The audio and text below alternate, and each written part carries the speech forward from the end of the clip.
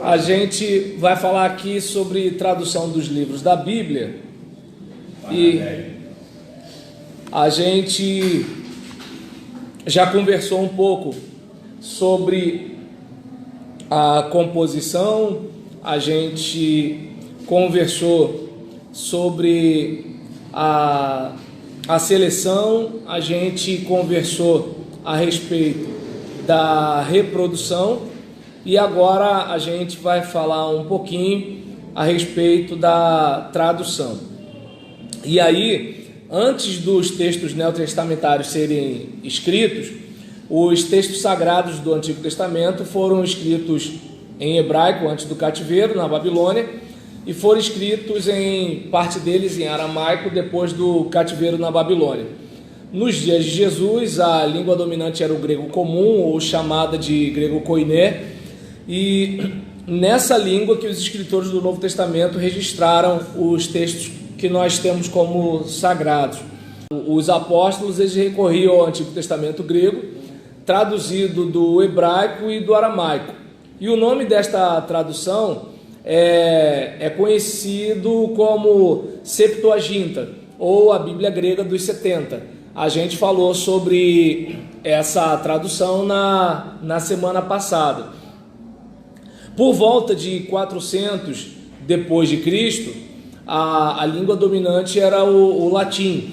E a Bíblia foi então traduzida por Jerônimo para essa língua. E esta tradução é conhecida como Vulgata Latina, pelo fato de ser a língua do povo. E esta tradução era usada pela Igreja Católica como tradução oficial das Escrituras Sagradas.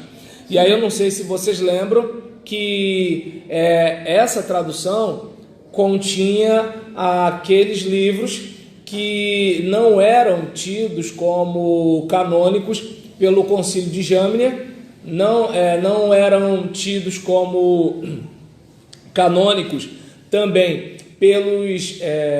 pelos primeiros cristãos nos concílios que eles tiveram, porque eles se orientavam pelo texto massorético, assim como os judeus no Concílio de Jamnia se orientou pelo texto massorético. E aí, entretanto, Jerônimo ele bebe na fonte da Septuaginta, que tinha esses textos que a gente chama de deuterocanônicos. E então, essa entre 1100 e 1400 depois de Cristo, a Bíblia foi traduzida para o francês, para o italiano, para o espanhol, para o holandês e para o inglês. Por volta de 1400 depois de Cristo, não havia ainda Bíblia em inglês, apenas os padres ou os estudantes de teologia tinham acesso à Bíblia, devido ao acesso que tinham ao latim. O homem comum que não conhecia o latim não tinha acesso à Bíblia por ignorar a língua. Surgiu então a tradução da Bíblia do latim para o inglês, executada por John Wycliffe, que também incentivou cópias à mão dos textos sagrados em inglês para o povo. Então a gente percebe que nesse contexto havia uma certa ignorância a respeito dos textos bíblicos, pelo fato de a língua em questão ser o latim, e o povo não tinha necessariamente. Imagina, se hoje o acesso à educação, à alfabetização, né, no nosso caso a gente pode ter até a alfabetização em si, mas muitas vezes as pessoas são analfabetas funcionais. Você fala uma coisa, mas ela está entendendo uma outra coisa, apesar de você estar usando a palavra adequada. Aqui nessas traduções aqui não cita a Alemanha, né? Isso, exatamente. Por quê? Porque o que acontece? A reforma é que trouxe essa... Porque a reforma foi uma mistura de transformações da teologia e também da religião no aspecto nacionalista. No caso de Henrique VIII da Inglaterra, foi meio que às avessas, né? Ele começa pela política e para na teologia. No caso de Lutero, Calvino, Zwinglio, eles começam na teologia e param na política. Então, nesse contexto aqui, eu não sei se dá para perceber que assim havia até perseguição. Por quê? Porque a igreja não autorizava que o povão tivesse acesso às escrituras na língua natal, na língua local, né, no vernáculo. Então, nesse caso, esses camaradas, assim, a nosso ver, a gente, por exemplo, acha nobre, acha louvável, mas na mentalidade da época, eles eram subversivos.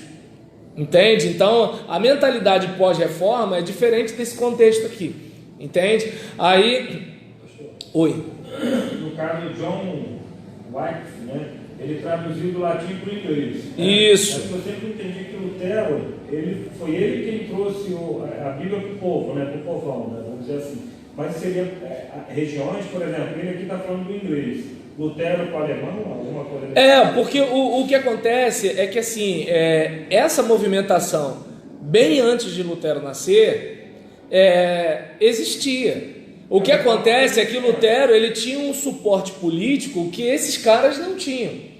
Então, claro, obviamente, a gente não vai aqui negar a divina providência. Entretanto, humanamente falando, no aspecto horizontal da gente, o que a gente observa aqui? Que esses homens, eles não tinham aquele apoio, aquele suporte para bater de frente com o sistema. E Lutero tinha. E foi difícil, mesmo tendo. Entende? Deixa eu ver se eu entendi. Então, aqui isso é antes de Lutero. Então, isso que eu ia falar. Então, na verdade, eles estavam preparando. Exatamente. Né, para a reforma que. Porque exatamente. O Lutero, ele não é necessariamente um camarada que passa uma visão. Ele pelo menos, na minha leitura, ele é um cara que ele representa uma visão que existia. Aquele caso, como é que eu posso dizer? Tem aquela situação, geralmente quando a gente vê um líder, a gente tem muito aquela ideia de que assim, ele é o cara que fala o seguinte: gente, olha, vamos para lá. Mas algumas vezes o líder é aquele cara que assim, achamos o cara que vai nos levar para lá. Entende? Então, a situação de Lutero, eu não estou aqui desmerecendo Lutero, mas assim, o que parece é que Lutero, ele representava um anseio Lutero que já existia. Eles pegaram o final da reforma, ou seja, eles pegaram o fechamento, né? Deu para entender? Eles saíram na foto, né? Entende? É aquela questão do tipo, como é que eu posso dizer? Vamos pegar a questão os fundadores dessa igreja aqui. Então, assim, o que eles tinham? Eles só tinham uma visão, eles só tinham um sonho. O que vocês têm? Vocês têm a colheita do que eles plantaram. Então, assim, o trabalho de vocês é duro? Claro que é. Só que, assim, o trabalho de vocês é um segmento de uma coisa que começou lá atrás. Então não é aquela coisa assim, não existia nada e vocês foram e fizeram acontecer. Não, vocês podem até, espero que vocês entendam, não desmerecendo vocês podem até ter feito muita coisa, mas vocês fizeram muita coisa a partir de algo subjacente. Entende? Ou seja, alguém sofreu um pouco, alguém chorou um pouco, alguém abriu mão de alguma coisa, alguém deixou de passear, alguém deixou de comprar um vestido novo. E detalhe, assim, vocês podem até deixar de fazer isso, mas se vocês não deixarem, o negócio continua. Mas eles estavam naquela situação assim, se a gente não fizer, quem faz? Não sei se deu para entender onde eu quero chegar. Resumindo, os reformadores não foram Lutero, teve uma galera aí. Que assim, o que acontece é que assim, Lutero, ele chega naquele momento em que ele quer reformar a igreja. E assim, como aquilo acaba não acontecendo, né? Ele é excomungado, aquela coisa todinha. Então acaba surgindo, né, uma nova religião. Mas agora os antecessores dele tinham aquela ideia de assim, olha, vamos mudar isso aqui também. Só que eles não tiveram força. Exatamente, é aquele caso, né, do ditado dos antigos: água mole em pedra dura, tanto bate até que fura. Então, a gente, por exemplo, percebe isso até mesmo na nossa sociedade. A gente, por exemplo, tem situações hoje que nós pensamos assim: meu Deus, como é que pode um negócio desse estar acontecendo? Mas lá atrás ia devagarzinho, né? Uma brechinha aqui na arte, uma brechinha aqui na ciência, uma brechinha aqui no direito, uma brechinha aqui na teologia, e quando você vai ver, né, você tem uma igreja que defende um tipo de convicção que é estranha a essa mesma igreja de 20 anos atrás. Você tem, por exemplo, algumas palavras, né, que você aprendeu em língua portuguesa há 20 anos atrás, que hoje tem um significado totalmente diferente. Você, por exemplo, tem na área de direito um texto dizendo que casamento é uma coisa, e aí você vê que o Supremo assim, não necessariamente mostra, olha, o texto diz isso, mas praticamente diz, olha, o texto diz aquilo, né? Então, aí você, por exemplo, olha para essas situações todas e percebe que essa mudança não é da noite para o dia. Essa mudança, ela surge gradativamente, de tanto que a gente vai como a rã na chaleira. Se você jogar a rã na água quente, jogou, puf, saltou. Agora deixou ela na água fria, ligou o fogo e vai, quando ela der por si, já está cozida e já está morta, né? Aí, onde eu estou? Você está no céu das rãs. Acabou, já era, né? Então, perdão, Marcos, você fez essa cara assim, o que você ia dizer? Não. Então tá bom. Ele fez assim, ó, aí eu pensei, deve querer falar alguma coisa, né? Aí, em relação a esse caso aqui, apenas os padres tinham, até por causa da formação, né, do aspecto acadêmico, ou os estudantes de teologia tinham acesso à Bíblia devido ao acesso que tinham ao latim. E aí, né, o Wycliffe, ele chega, né, incentivou cópias à mão, né, dos textos sagrados em inglês para o povo. 100 anos depois, eu não sei se a pronúncia é Tyndale, né, tá escrito Tyndale aqui, William, ele decidiu traduzir a Bíblia diretamente das línguas originais para o inglês. E devido à perseguição contra a cópia da Bíblia para o inglês, ele fugiu para a Alemanha, a fim de concluir o seu intento. Neste período de 1500, né, mais ou menos, Gutenberg inventou a imprensa, uma máquina que mudou o mundo intelectual. Porque imagina o tempo que se levava para copiar uma Bíblia à mão. Pensa, por mais que a pessoa fosse rápida. Agora, você coloca os tipos ali, Para a gente isso ainda demora, mas para aquele tempo isso era a velocidade da luz. E aí, a respeito disso, fazendo o uso dessa invenção, ele pôde fazer uma centena de cópias bíblicas inglesas impressas em dias, enquanto fazia uma cópia à mão em meses. E aí ele precisou contrabandear, é isso mesmo, tá, gente? Contrabandear Bíblias para a Inglaterra. Até, né, após conseguir contrabandear milhares de Bíblias para a Inglaterra, foi preso e executado. E cerca de 50 anos depois, o rei da Inglaterra patrocinou a Bíblia do rei Tiago. Assim como na Inglaterra, na Alemanha, na Espanha e na Itália, a Bíblia também foi traduzida para o entendimento do povo. Então, eu não sei se deu para observar que, assim, nesse período de 1500 e alguma coisa, é quando Lutero percebe, olha o quanto de chão foi pavimentado para Lutero ter a Bíblia na linguagem do povo. Entende? Então... Hoje só falam isso dele, né? Os batistas falam só de Lutero, o presbiteriano fala de Calvino. Mas na verdade a história... não, com certeza, com certeza. Foi o que bateu mais de frente, né? Por exemplo, Calvino e Zwinglio estão praticamente assim, indo na onda, né? Como ele falou, Lutero assim, é aquele cara de frente. Mas, como a gente falou aqui, existem os pré-reformadores. Eles não conseguiram fazer a reforma, não conseguiram. Mas eles, de certa forma, eles prepararam o caminho para que a reforma acontecesse. De repente, sem os pré-reformadores, né, poderia acontecer de Lutero não ter conseguido. Porque ele teria bem menos força. Porque o que acontece? Vem aquele apoio político para Lutero, porque vamos juntar a situação, né? Vamos pegar a nossa sociedade de então. Então, por exemplo, nesse contexto que a gente está vivendo, o que a gente tem, por exemplo, o Renascimento, que é aquela questão da volta, né, aos originais, a mentalidade greco-romana, e aí você tem, por exemplo, aquela compreensão daquele tempo, em vez de pegar aquela cultura medieval, você percebe há uma preocupação maior com a pesquisa, vai surgindo, né, aquela mentalidade,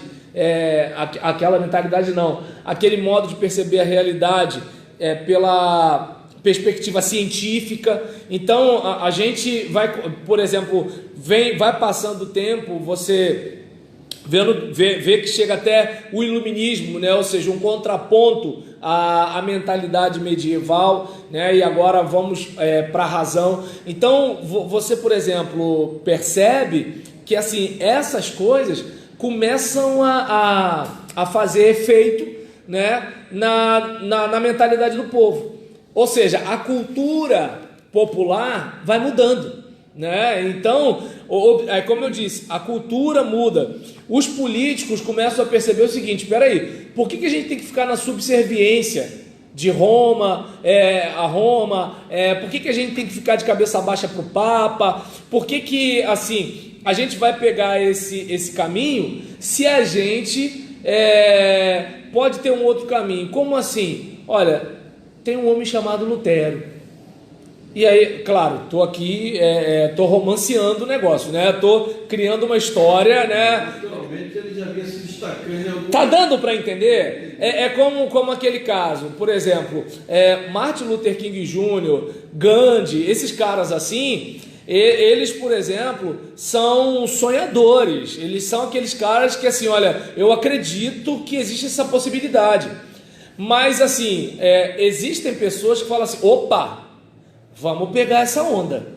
Existe isso, entendeu? Então, por exemplo, a gente vê isso numa associação de moradores, a gente vê isso na própria igreja, aquele caso. A gente sempre foi assim, até que aparece um irmãozinho, né? Ou de repente o filho do irmão Manuel chega na adolescência e começa a questionar o sistema e começa a ver coisas que as outras pessoas não viam, e aí começam a discutir ideias que antes as pessoas não tinham. E aí quando vai ver, a coisa mudou. Mas não mudou só por causa daquele cara, é porque ele representa algo que assim, o pessoal estava querendo uma oportunidade, né? E aquele cara ali foi, opa, é nessa que eu vou, né? Então, eu entendo que assim, já estava surgindo isso, mas não sei se deu para perceber que assim, eu não estou aqui falando de história, estou falando de viagem, né? Assim, eu estou pegando elementos da história e estou criando, né, uma coisa aqui. E aí, como eu falei, né? Por exemplo, se a gente for observar essa questão aqui, né, do aspecto cultural do Renascimento, a gente tem o aspecto teológico, que são os pré-reformadores, os reformadores em si, e a gente, tem o aspecto dos monarcas, que deviam estar se sentindo assim: poxa, brincadeira, a gente não é coisa nenhuma, né? Porque assim, o Papa faz o que ele quiser, a gente não é ninguém. Então assim, a gente tem poder, a gente tem arma, a gente tem o povo na mão, mas assim, eles têm mais, eles têm o imaginário do povo. É aquele caso: se você acredita no negócio, eu conduzo você por aquilo que você acredita. O Renascimento, né, é também conhecido como a Era do Humanismo, de certa forma faz referência àquele período de 1400 a 1600, que pega o período da Reforma, quando houve um acentuado retorno aos valores... Vai atrapalhar tudo para entrar o português. Aí o que acontece? Os valores estéticos e culturais da Grécia e Roma antigas, mudando a percepção da realidade, do teocentrismo, que era a mentalidade da igreja medieval, para o humanismo, que é uma outra mentalidade. Daí onde vem aquela questão do livre exame, né, da interpretação, da língua no vernáculo. Ou seja, a gente começa a olhar mais para os homens, né, para a sua capacidade interpretativa, do que necessariamente como assim, veio algo dado, a igreja está falando em nome de Deus, como se Deus falasse tudo que a igreja fala.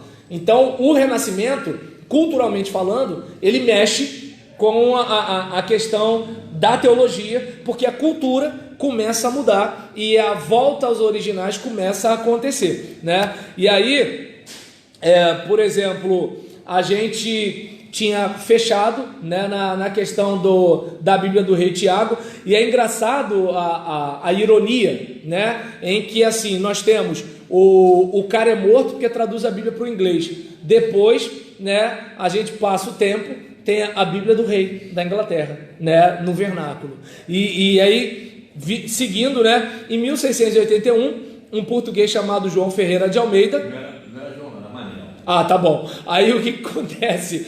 De acordo com Norman Geisler, né, um português chamado João Ferreira de Almeida publicou o primeiro Novo Testamento para o português impresso na Holanda. Em 1691, Almeida já tinha traduzido a Bíblia até Ezequiel 41:21, ano em que faleceu. 5 anos depois, em 1753, foi impressa a primeira Bíblia completa em língua portuguesa, concluída por Jacobus Opden Acker, da Batávia, atual Jakarta, na Indonésia.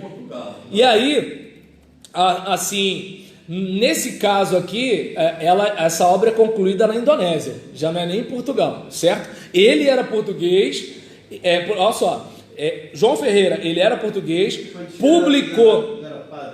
Bem, olha só, eu já escutei várias coisas sobre ele e eu posso depois procurar uma pesquisa só sobre o João Ferreira de Almeida, entendeu? Porque assim, o Edinaldo estava até me zoando por causa dos livros, é que assim, memória não é meu forte, por isso que eu registro tudo, né? Para ter uma ideia, só para gente relaxar um pouquinho, tinha um irmão na minha igreja que quase toda segunda-feira ele ligava para mim para comentar sobre o sermão de domingo, né? Falecido já, Deus o tem em bom lugar. E aí, nesse caso, toda segunda-feira ele ligava para mim.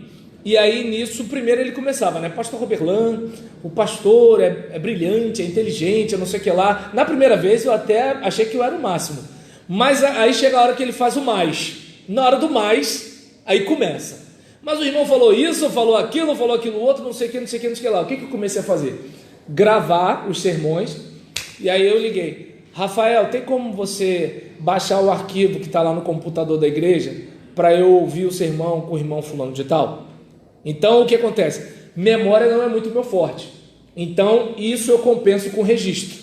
Eu anoto e quando, para eu não esquecer de onde eu tirei o registro, eu boto a nota de rodapé, entendeu? Aí vamos lá, seguindo aqui, mas vou pesquisar, tá legal? Em 1864, foi publicada no Rio de Janeiro a primeira Bíblia brasileira em língua portuguesa, de Portugal. Em 1917, foi publicada a tradução brasileira da Bíblia. Só em 1917. E em 1951, a imprensa bíblica brasileira, ligada à Convenção Batista Brasileira, publicou a edição revista e corrigida de João Ferreira de Almeida, que foi revisada pela última vez em 1995. A imprensa bíblica brasileira também publicou em 1967 a versão revisada da tradução de João Ferreira de Almeida. Entre 1956 e 1958, a Sociedade Bíblica do Brasil publicou a primeira edição da Bíblia revista e atualizada no Brasil, de João Ferreira de Almeida, que foi revisada pela última vez em 1993. Em 1981, a editora Mundo Cristão publicou a Bíblia Viva, que seria uma tradução de ideias, não de palavras. Em vez de ser uma tradução original, a Bíblia Viva é uma explicação do texto bíblico, uma paráfrase. Em 1988, a Sociedade Bíblica do Brasil publicou a Bíblia na linguagem de hoje.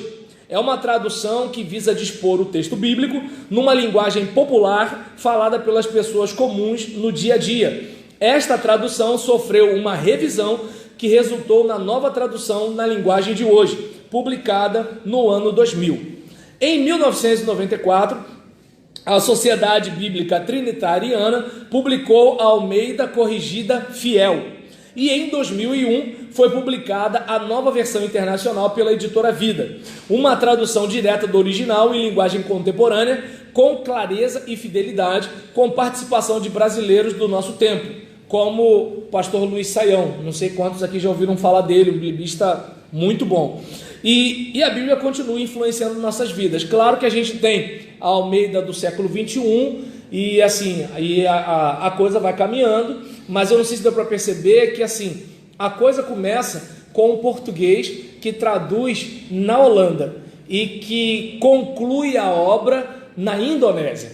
Então, observa bem que assim, às vezes a gente está usando uma coisa que quando ela é elaborada numa cosmovisão, numa época, numa cultura.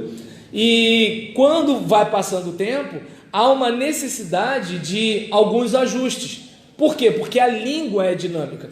Então, por exemplo, para você estudar grego e hebraico, é melhor uma Bíblia de equivalência formal, né? Então, por exemplo, Bereshit bara Elohim, no princípio criou Deus, né? Então, aí você tem Hashamai e Vieret, né? E aí o que acontece? Você tem, por exemplo, os céus e a terra. Quando você vai ver as outras versões, você vai ver que assim, no princípio Deus criou em vez de criou Deus. Então, assim, a equivalência dinâmica é para colocar num raciocínio parecido com o nosso. A equivalência formal é para botar numa compreensão, numa sequência, né, de palavras parecidas com o original. Então, olha como é que é o negócio. Você quer para estudar o texto ou você quer para pregar o texto? Você é um camarada pesquisador que tem várias versões em casa ou você é um novo convertido buscando o texto bíblico? Então, é importante a gente ter essa noção aí para a gente dar seguimento, né? E assim, que a gente, né, possa estar pensando com carinho em relação a isso daí. E a parte pelo menos da introdução a gente fechou. Peço desculpa se de repente eu carreguei na tinta quando eu entrei no assunto da política, mas eu não entrei, não sei se deu para perceber, para fazer militância nem para um lado nem para o outro, porque como pastor eu entendo que meu papel é moderar, né? Meu papel não é o caminho da facção, e eu acho que não deveria ser papel de crente nenhum, mas pelo menos eu, né, se ninguém mais quer pegar o caminho da unidade, eu pelo menos preciso pegar. Então eu assim, posso ter minha ideia, mas eu não vou ficar carregando na tinta nesse aspecto. Esse mal-estar, né? Mais em filme, né? Entendeu? E Bolsonaro, né? Até que não foi sentido muito. E aí o que acontece? Para eu não ter que editar de novo, deixa eu encerrar essa parte, né? Porque senão vai parecer que a gente está falando de outra coisa no vídeo. Mas assim, em relação a esse assunto, na semana que vem, a gente já vai estar conversando sobre a interpretação, né? Sobre os princípios, sobre os passos. E aí, essas semanas que nós tivemos, foi mais uma assim, a gente ficou falando muito sobre a Bíblia, e a partir da semana que vem a gente quer ver se já começa a fazer um pouco mais. Então, não sei quantos, mas se puder, traga a sua Bíblia, já vem assim, ou com papel, ou escreve no rodapé, né, da apostila, algumas anotações, que a gente vai tentar começar a fazer alguns exercícios baseado em Efésios, sobre a interpretação do texto. Beleza? Tranquilo? Então, estou te devendo a questão da história de João Ferreira de Almeida, né? O caso do antilegomena ou antilegômeno, né? Porque antilegomena, que é uma palavra paroxítona, isso, é uma palavra paroxítona por causa do grego. No grego, você está falando os livros antilegomena, né? No grego está antilegomena mesmo, né? E o Norman Geisler, ele coloca o antilegômena, Entendeu? Então a gente tem essa diferença aí, mas geralmente você vai ouvir falar de antilegomena. Beleza? Tá bom, minha gente? Então eu queria só que vocês pudessem me entender, que assim, eu venho com tudo prontinho do que eu estudei para falar para vocês. Só que vocês trazem um negócio que eu não estudei para falar para vocês, e para eu não falar sem ser verdadeiro, eu prefiro fazer o seguinte: eu volto para casa, pesquiso para trazer. Se eu tiver errado, eu estou errado porque eu pesquisei no lugar errado. Mas assim, pesquisar, eu pesquisei. Tudo bem? Eu ia falar tá ok, mas é melhor não.